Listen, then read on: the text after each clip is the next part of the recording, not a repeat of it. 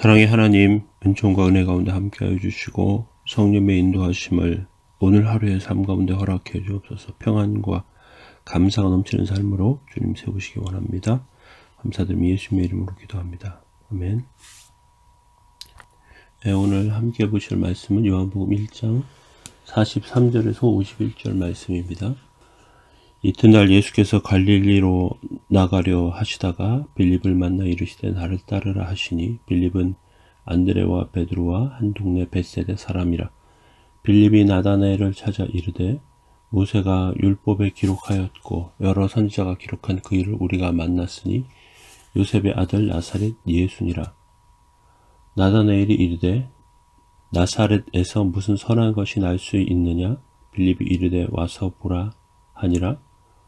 예수께서 나다나엘이 자기에게 오는 것을 보시고 그를 가리켜 이르시되 보라, 이는 참으로 이스라엘 사람이라 그 속에 간사한 것이 없도다.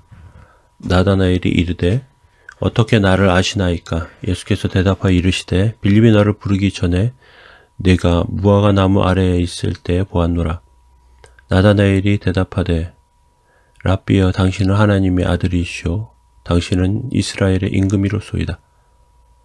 예수께서 대답하여 이르시되 내가 너를 무화과 아래에서 보았다 함으로 믿느냐? 이보다 더 큰 일을 보리라. 또 이르시되 진실로 진실로 너에게 이르노니 하늘이 열리고 하나님의 사자들이 인자 위에 오르락 내리락 하는 것을 보리라 하시니라. 아멘. 오늘 본문은 예수님께서 또 다른 제자 빌립과 나다나엘을 부르시는 장면이 기록되어 있습니다. 빌립은 갈릴리에서 자신을 부르시는 예수님의 부름을 받고 즉각적으로 응답합니다. 본문에 자세히 기록되어 있지 않지만 빌립은 안드레와 같이 예수님의 대화를 통해서 메시아임을 감지했을 것입니다. 그리고 빌립은 헬라식 이름을 가지고 있습니다. 빌립은 매우 이성적이고 사려 깊은 사람으로 등장합니다. 오병이어 사건 때 자리에 앉은 사람을 위해서 빵을 사려면 200데나리온이 비록 필요하다고 정확하게 계산했던 제자가 빌립입니다. 셈이 빠르고 머리가 좋은 사람입니다. 헬라식 이름으로 헬라 문화에 익숙한 사람입니다. 요한복음 12절에 명절이 예비하기 위해서 예루살렘에 올라온 헬라인들이 예수님을 뵙고자 할 때 빌립을 통해서 예수님께 다가옵니다. 빌립은 유대 문화에도 익숙하고 헬라 문화에도 익숙한 사람입니다. 아마도 오늘날로 보면 마치 한국말도 잘하고 영어도 잘하는 1.5세 와 같은 1.5세 교포와 같은 그런 사람이 빌립이라고 할 수 있습니다. 수에 밝고 이중 언어를 구사하는 빌립은 매우 이성적인 사람으로 나다나엘을 찾아가 자신이 메시아를 만났다고 말합니다. 아마 나다나엘은 그 빌립을 보고 무척이나 놀랐을 것입니다. 45절에 보면 빌립이 나다나엘을 찾아 이르되 모세가 율법에 기록하였고 내가 기록하여 여러 선지가 기록한 그 일을 우리가 만났으니 요셉의 아들 나사렛 예수니라 이렇게 말합니다. 여기서 모세가 율법에 기록하였고 라고 이렇게 한 것을 보면 신명기 18장 15절에 내 뒤에 오시는 다른 선지자에 대한 예언을 이야기하고 있을 것입니다. 구약의 수많은 선지자들이 예언했던 메시아를 의미하는 것입니다. 빌립은 메시아라는 단어를 사용하지 않지만 자신의 말을 듣고 있는 나다나엘에게 예수가 메시아시다라고 전하고 있는 것입니다. 이 말을 들은 나다나엘은 메시아는 분명히 베들레헴에 나신다고 기록되어 있는데 나사렛이란 동네는 이스라엘의 촌구석이고 굉장히 가난한 동네입니다. 상대적으로 범죄율도 높고 교육 환경도 열악한 그러한 곳입니다. 그래서 그러한 곳에서 메시아가 태어났다는 말을 나다나엘은 믿을 수가 없었습니다. 확신하지 못하는 나다나엘을 보면서 빌립은 이렇게 말합니다. 와보라 그렇게 말합니다. 우리가 복음을 전하고 전도를 할 때 사람들은 한 번에 받아들이지 않습니다. 그들은 메시아를 보고 또 구원의 주를 만나야 주님을 따라옵니다. 교회에 오게만 하는 것도 얼마나 힘든 일인지 모릅니다.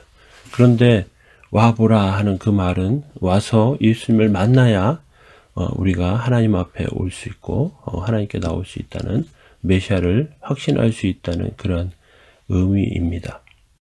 예수님을 만난 지 얼마 되지 않았지만 빌립은 메시아에 대한 확신을 가지고 있었습니다. 그래서 자신 있게 나다나엘을 예수님께 인도합니다.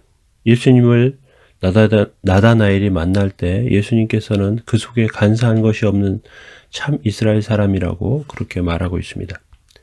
간사한 것이 없다는 말은 죄가 없다는 말이 아니라 속임수나 간계를 쓰지 않는 성품을 보여줍니다. 그는 충실한 사람이었고 신실한 정직한 모습을 가지고 있는 사람이었습니다. 그때 저를 어떻게 아십니까? 말할 때 예수님께서 내가 무화과나무 아래에 있을 때 보았노라 이렇게 말씀하십니다. 우리는 무화과나무 아래에서 무슨 일이 일어났는지 알지 못합니다. 다만 무화과나무 아래에서 나다나엘은 어떤 묵상을 하거나 특별한 교육의 장소로 사용되는 그곳에서 하나님에 대한 특별한 경험을 했던 것으로 볼 수 있습니다. 예수님께서 자신의 속 깊은 것을 알아보시는 것을 발견한 나다나엘은 당신은 하나님의 아들이시오, 당신은 이스라엘의 임금이로소이다 라고 이렇게 고백하고 있습니다. 하나님의 아들, 이스라엘의 임금이란 표현을 가장 먼저 고백한 사람이 나다나엘입니다. 그에 대한 기록과 내용이 많지 않지만 그는 분명하게 예수님이 하나님의 아들이시고 또 세상의 임금이시고 구원자이신 것을 확신하는 것을 볼 수 있습니다. 우리는 나다나엘의 고백과도 같이 하나님께서 참 은총과 은혜를 예수님을 통해서 우리 가운데 허락하신다는 것을 발견해야 합니다.